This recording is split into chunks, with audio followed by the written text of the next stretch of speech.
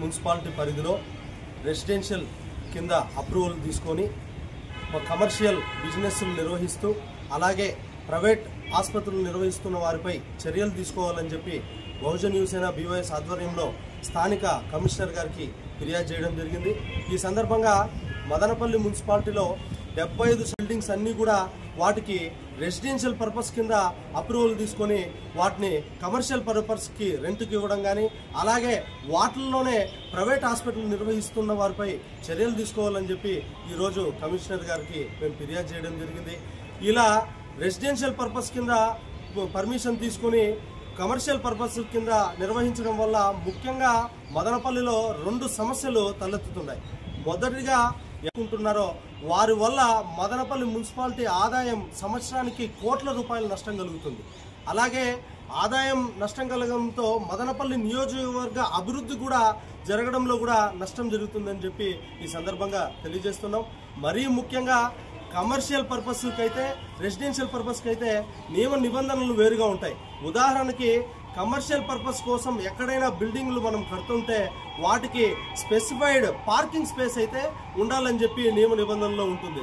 అదే రెసిడెన్షియల్ పర్పస్కి అయితే ఎలాంటి పార్కింగ్ ప్లేస్ అవసరం లేదు। అది ఓనర్ ఉద్దేశంతో ఆయన పెట్టుకుంటే పెట్టుకోవచ్చు, లేకపోతే వారికి ఎలాంటి పార్కింగ్ ప్లేస్ లేకపోయినా కూడా వాటికి అప్రూవల్ ఇస్తారు। కానీ రెసిడెన్షియల్ కాకుండా కమర్షియల్ పర్పస్ కోసం తీసుకున్న కట్టే ప్రతి బిల్డింగ్కి కూడా పార్కింగ్ ప్లేస్ అయితే ఖచ్చితంగా ఉండాలి।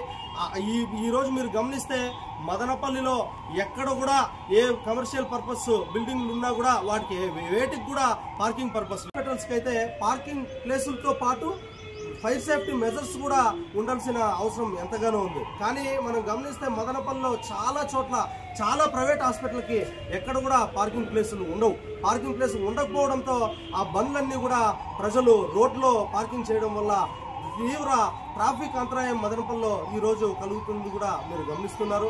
అలాగే ప్రమాదవశాత్తు ఏదైనా కూడా మదనపల్లి మున్సిపాలిటీ పరిధిలో రెసిడెన్షియల్ కింద అప్రూవల్ తీసుకొని కమర్షియల్ బిజినెస్లు నిర్వహిస్తూ అలాగే ప్రైవేట్ ఆసుపత్రులు నిర్వహిస్తున్న వారిపై చర్యలు తీసుకోవాలని చెప్పి బహుజన్ యువసేన బీవైఎస్ ఆధ్వర్యంలో స్థానిక కమిషనర్ గారికి ఫిర్యాదు చేయడం జరిగింది।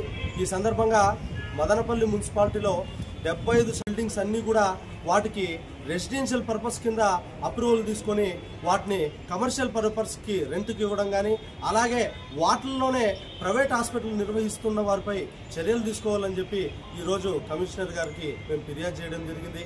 ఇలా రెసిడెన్షియల్ పర్పస్ కింద పర్మిషన్ తీసుకొని కమర్షియల్ పర్పస్ కింద నిర్వహించడం వల్ల ముఖ్యంగా మదనపల్లిలో 2 సమస్యలు తలెత్తుతున్నాయి। మొదటిగా ఏమంటున్నారో వారి వల్ల మదనపల్లి మున్సిపాలిటీ ఆదాయం సంవత్సరానికి కోట్ల రూపాయల నష్టం కలుగుతుంది।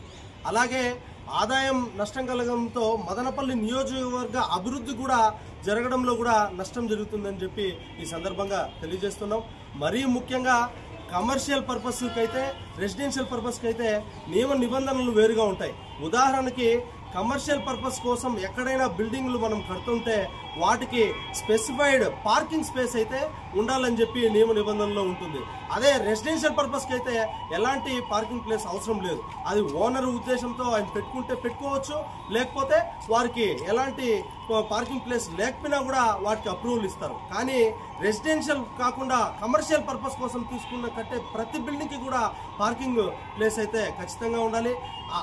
ఈ రోజు మీరు గమనిస్తే మదనపల్లిలో ఎక్కడ కూడా ఏ కమర్షియల్ పర్పస్ బిల్డింగ్లు ఉన్నా కూడా వాటికి వేటికి కూడా పార్కింగ్ పర్పస్ హాస్పిటల్స్కి అయితే పార్కింగ్ ప్లేసులతో పాటు ఫైర్ సేఫ్టీ మెజర్స్ కూడా ఉండాల్సిన అవసరం ఎంతగానో ఉంది। కానీ మనం గమనిస్తే మదనపల్లిలో చాలా చోట్ల చాలా ప్రైవేట్ హాస్పిటల్కి ఎక్కడ కూడా పార్కింగ్ ప్లేసులు ఉండవు।